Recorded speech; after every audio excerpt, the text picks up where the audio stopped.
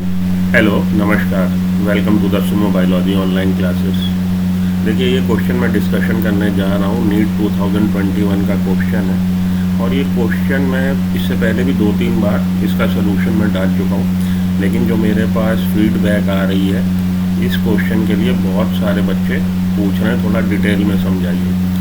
देखते हैं। In a cross between a male and female both heterozygous. तो heterozygous homozygous तो आप लोग जानते होंगे। होमोजाइगस वो इंडिविजुअल होते हैं, the individuals which are carrying the same type of allele, जिनमें सेम टाइप के एलील होंगे, ये होमोजाइगस कंडीशन है। और heterozygous condition, the individuals which are carrying different type of allele, ऐसे इंडिविजुअल जिनके जीनोटाइप में डिफरेंट तरह के एलील हों, वो हेट्रोजाइगस कंडीशन वाले हो गए। ये होमोजाइगस जिसमें दोनों एलील एक जैसे हों। ये भी आपको पता है कि एक जीन ज़्यादातर केस में एक जीन 2 फॉर्म में होता है। Single gene exist in 2 form. एक उसकी डोमिनेंट फॉर्म कहलाती है, एक रिसेसिव। वो डोमिनेंट और रिसेसिव का जो क्राइटेरिया है वो इस पर डिपेंड करता है कि हेट्रोजाइगस कंडीशन में कौन जीन कौन एलील अपना इफेक्ट दिखा देगा, अपने को रिप्रेजेंट कर देगा, एक्सप्रेस कर देगा। जो अपने को एक्सप्रेस कर देगा वो डोमिनेंट कहलाएगा, जो अपने को एक्सप्रेस नहीं कर पाएगा वो रिसेसिव कहलाएगा। देखिए, होमोजाइगस कंडीशन में तो इसके पास जो इन्फॉर्मेशन है, जीन क्या है? Gene is a segment of DNA which have a coded information for a certain character. Gene DNA का एक टुकड़ा है जिसके पास जानकारी है किसी एक लक्षण के लिए। तो अगर इसने अपनी जानकारी दिखा दी तो बिल्कुल दिखा देगा। दिखा क्यों देगा कि दोनों जगह यही है।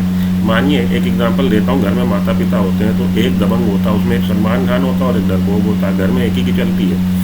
तो जब अगर माता जी मानिए दबंग है तो पिताजी की नहीं चल रही, और पिताजी दबंग है तो माता जी की नहीं चल रही। जिसकी चल रही है वो दबंग है, वो डोमिनेंट है। जिसकी नहीं चल रही वो बेचारा दबंग नहीं है। लेकिन अगर माता जी घर नहीं है, पिताजी अकेले हैं, तब तो पिताजी को दबाने वाला नहीं ना। तो अगर दबाने वाला नहीं तो उसकी भी चलेगी। तो इसका मतलब है होमोजाइगस कंडीशन में भले वो डोमिनेंट हो भले वो रिसेसिव हो, उसकी चलेगी, क्योंकि उसको दबाने वाला नहीं है। दोनों जगह यही है, दोनों पिताजी का ही राज है, माता जी का ही राज है। अब दिक्कत तो वहाँ पे है ना, सवाल तो वहाँ पे उठता है जहाँ पे माता पिता दोनों हैं। मैं एक एग्जांपल दे के समझा रहा हूँ आपको, माता पिता से ना समझिए। चक्कर ये है कि जहाँ पे दोनों एलील अलग है, उसमें से जो एलील अपने को रिप्रेजेंट कर देगा वो डोमिनेंट एलील कहलाएगा, जो अपने को रिप्रेजेंट नहीं करेगा वो रिसेसिव एलील कहलाएगा। अब इतना जानने के बाद, होमोजाइगस हेट्रोजाइगस जानने के बाद, रिसेसिव और डोमिनेंट का कॉन्सेप्ट जानने के बाद सिकल सेल एनीमिया पे आते हैं। तो सिकल सेल एनीमिया का जीन, सिकल सेल एनीमिया में आप जानते हैं कि हम लोग का हीमोग्लोबिन फॉल्टी हो गया, और हीमोग्लोबिन फॉल्टी होने से जब ऑक्सीजन की कमी होगी तो हमारी ये जो आरबीसी है, जो बेसिकली बाइकॉन्केव होती है, ये बाइकॉन्केव ना होके हंसियाकार हो जाती, सिकल शेप्ड हो जाती है under the need of oxygen. जब ऑक्सीजन की सप्लाई हुई तो ये सिकल शेप्ड हो जाती due to faulty haemoglobin. Beta chain faulty हो गई है। बीटा चेन फॉल्टी होने से अंडर द कहिए कि भाई कमी जब ऑक्सीजन की होगी, then RBC acquire sickle shape. और सिकल शेप होने की वजह से ये आसानी से आर्ट्रियोल से पार नहीं हो पाएगी, उस वजह से इसका डिसइंटीग्रेशन हो जाएगा, उस वजह से एनीमिया हो जाएगा। तो ये सिकल सेल एनीमिया डिजीज़, इसलिए इसका नाम दिया गया। तो हीमोग्लोबिन जो फॉल्टी को रिप्रेजेंट करता है वो HbS से रिप्रेजेंट करते हैं। तो यहाँ पे जो जीन है उस जीन के 2 फॉर्म है, HbS और HbA। HbA हमारा नॉर्मल और HbS हमारा फॉल्टी हीमोग्लोबिन वाला जीन, जिसकी वजह से एलील, जिसकी वजह से सिकल सेल एनीमिया हो जाएगा। लेकिन sickle cell anaemia basically autosomal recessive disorder है। ऑटोसोमल रिसेसिव डिसऑर्डर मतलब क्या है, इसको समझ लीजिए आप। आज मैं थोड़ा डिटेल में आपको ये डिस्कस करने जा रहा हूँ। ऑटोसोमल वो कैरेक्टर कहलाता है, the gene for the character is situated over the autosome. जिस कैरेक्टर की हम बात कर रहे हैं, gene for that particular character, if it is situated over the autosome then it is said to be autosomal link trait. तो autosomal trait ये कहलाएगा क्योंकि इसका जीन जो है वो ऑटोसोम पे है। और रिसेसिव इसलिए कि भाई डोमिनेंट एलील जो है उसकी वजह से डिजीज़ नहीं आ रही, रिसेसिव एलील की वजह से डिजीज़ आ रही है। अगर किसी इंडिविजुअल में ये कंडीशन हो गई HbS, तभी उसमें full blown disease sickle cell anaemia show होगी। जिसमें ये कंडीशन है उसमें एनीमिया होने का चांस ही नहीं, क्योंकि फॉल्टी एलील है नहीं। और जिसकी ये कंडीशन है इंडिविजुअल की, ये होमोजाइगस डोमिनेंट और ये हेट्रोजाइगस डोमिनेंट। हेट्रोजाइगस कंडीशन में देखिए, क्योंकि ये एलील जो है डोमिनेंट है, ये रिसेसिव एलील है, तो ये सिक्कल सेल एनीमिया कर नहीं पाएगा। सिक्कल सेल एनीमिया उसी इंडिविजुअल में होगा जिसमें दोनों एलील ये हो, HbS और HbS। ठीक है, अब यहाँ तक समझने के बाद अब हम लोग आगे देखते हैं क्या कहता है। ह्यूमन पॉपुलेशन में जो हम लोग को प्राणी मिल रहे हैं, ऑर्गेनिज्म मिल रहे हैं, उसमें फिनोटाइप तो डिसाइड हो रहा है जीनोटाइप से कि उसमें सिक्कल सेल एनीमिया है कि नहीं। लेकिन सिक्कल सेल एनीमिया के लिए जो जीन है बेसिकली बीटा चेन फॉल्टी होने से ये डिजीज़ हो रही है, और बीटा चेन फॉल्टी होने से जो डिजीज़ हो रही है उसमें डिफेक्टिव एलील हमारा HbS है। ठीक है जी, तो ये जीन 11 नंबर के क्रोमोसोम पे है बीटा चेन के लिए, सिंथेसिस के लिए, और अगर वो फॉल्टी हो गया, वो अगर HbS टाइप का हो गया HbA की जगह, तो सिक्कल सेल एनीमिया होने के चांस इंडिविजुअल में तभी हैं जब उस पर दोनों उसके क्रोमोसोम पे 11 नंबर के क्रोमोसोम पे एक डिफेक्टिव एलील हो। इतना जानने के बाद अब हम लोग क्वेश्चन कर लेते हैं। Cause between a male and female both heterozygous for sickle cell anaemia, what percentage of progeny will be disease. तो जो मेल है, फादर है, उसका कह रहा जी हेट्रोजाइगस है। हेट्रोजाइगस का कंडीशन मीन्स एक डिफेक्टिव एलील है, एक नॉर्मल एलील है। इसी तरह से मदर भी उसकी हेट्रोजाइगस है, इसमें भी एक डिफेक्टिव एलील है और एक रिसेसिव एक नॉर्मल एलील है।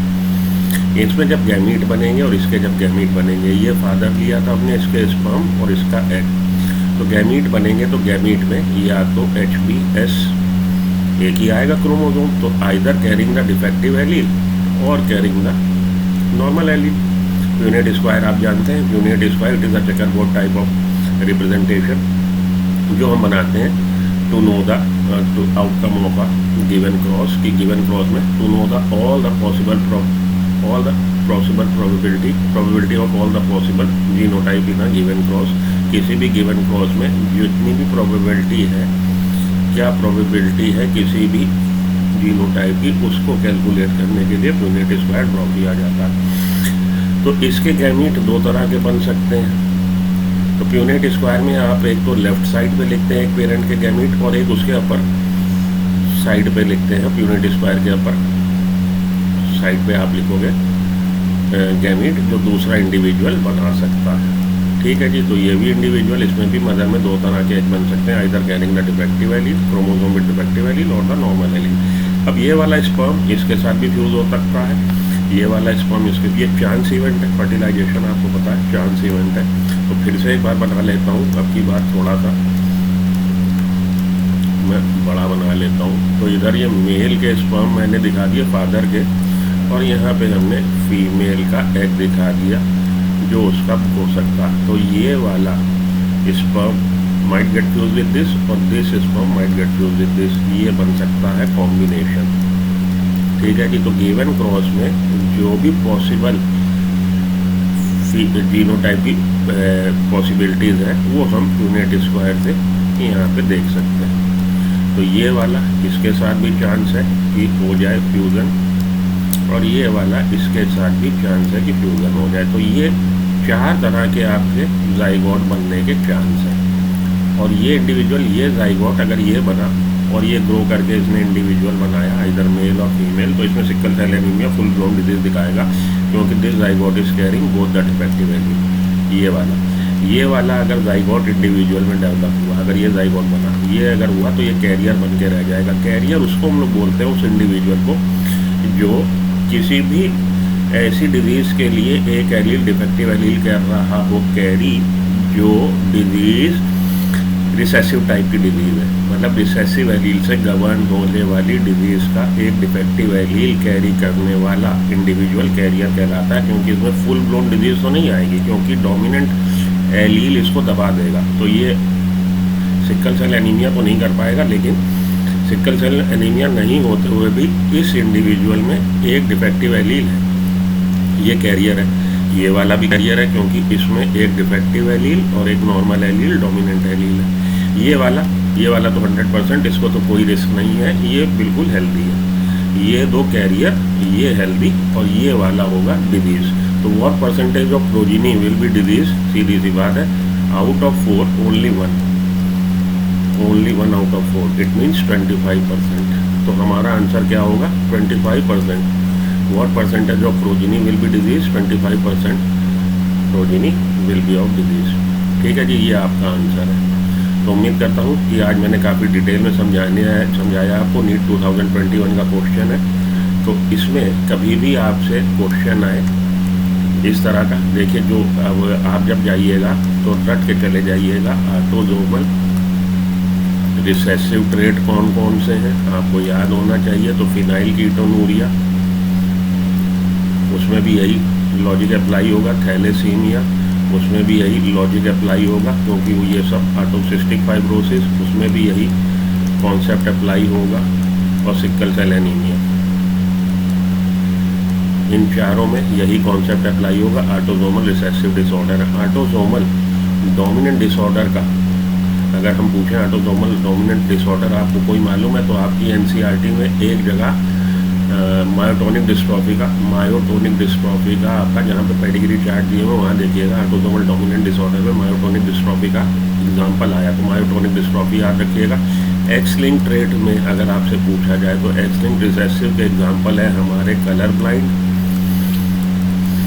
और कलर ब्लाइंड के अलावा हीमोफीलिया, इनको याद रखिएगा।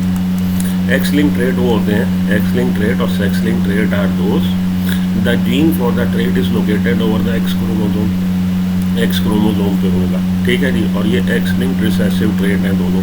इतनी बातें याद रखिए, आपका काम चलेगा। आखिरी दिनों में ज़्यादा बुद्धि ना लगाइए, इतना पढ़ के जाइए, इसी से आपका क्वेश्चन घुमा फिरा के वो लोग पूछ लेते हैं। नीट 2021 का क्वेश्चन था, और आज तक मैं देखता हूँ मैंने जो डाला हुआ है अपना सोल्यूशन, ये आज तक उस पर पिछले 1 साल से लेके आज तक उस पर व्यूज़ आते रहते हैं। तो कभी भी इतना डिटेल में मैंने नहीं बताया, आज मैंने सोचा कि ज़रूरत है शायद थोड़ा और डिटेल में इसको इलेबोरेट करूँ।